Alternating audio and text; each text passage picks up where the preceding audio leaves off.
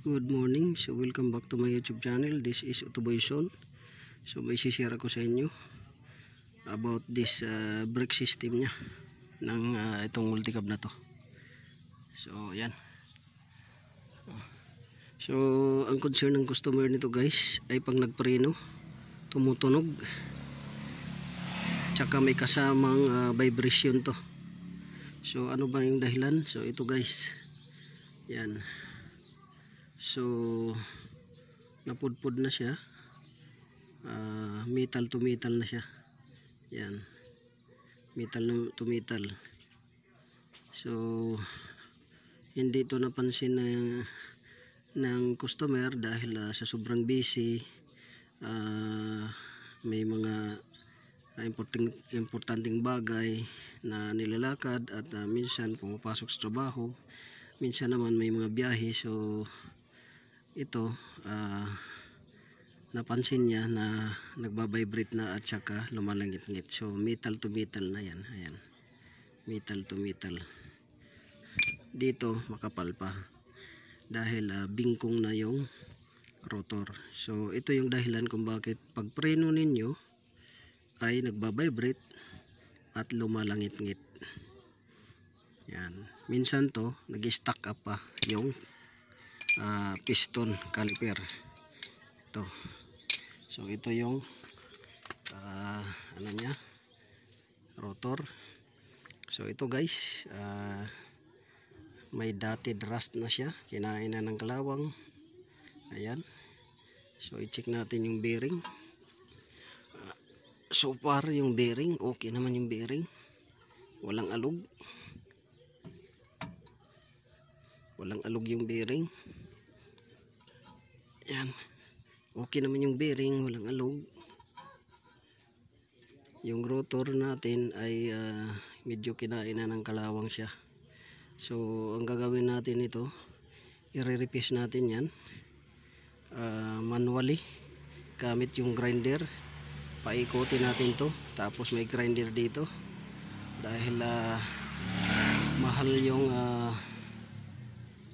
pag-repace nito dito sa probinsya. So apply na natin yung pinagbabawal na technique, pero proven naman yun guys, kahit sa abroad pa tayo ginagamit natin yun. So paikutin natin to at may grinder tayong dapat nakasalang dito para pantay.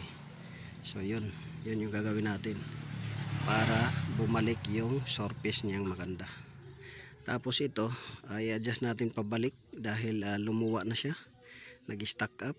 So kaya ang naging itsura nito, ito siya hindi pantay, makapal yung inner, manipis na pudpud na yung outer dahil hindi na makabalik yung piston caliper.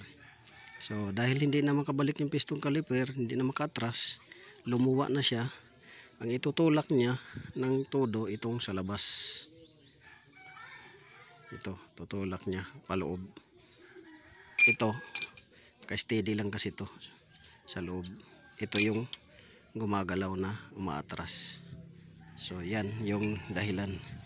Nag-stack up na to, lumuwa, napudpud yung sa labas at makapal pa yung sa loob. Ito, gagrind natin, ilulubricate na rin natin lahat. So yun lang guys, sana nakatulong to sa inyo kung bakit maingay yung preno ninyo. Isang dahilan dahil kalawangin na yung rotor disc nyo. Yan. Pangalawa, dahil pudpud na yung isang o both sides yung brake pads nyo. Pangatlo, stack up na to. So stack up, langit-ngit yan pag nagpreno, minsan kumakadyot-kadyot pa. Ito pudpud na. Pangatlo, ito. So yan, ibabalik natin yan, both sides yan, ibabalik natin. So yun yung gagawin natin dito guys. So this is Utuboyson. Maraming salamat at naway nakakuha kayo ng kunting kalaman about this brake system nya. So kung bakit kumakadyot-kadyot pag preno at lumalangit-ngit, at minsan galing ka sa pagpreno parang ang hirap umarangkada dahil nakadikit pa tong piston caliper. So yan lang, maraming salamat. God bless you all.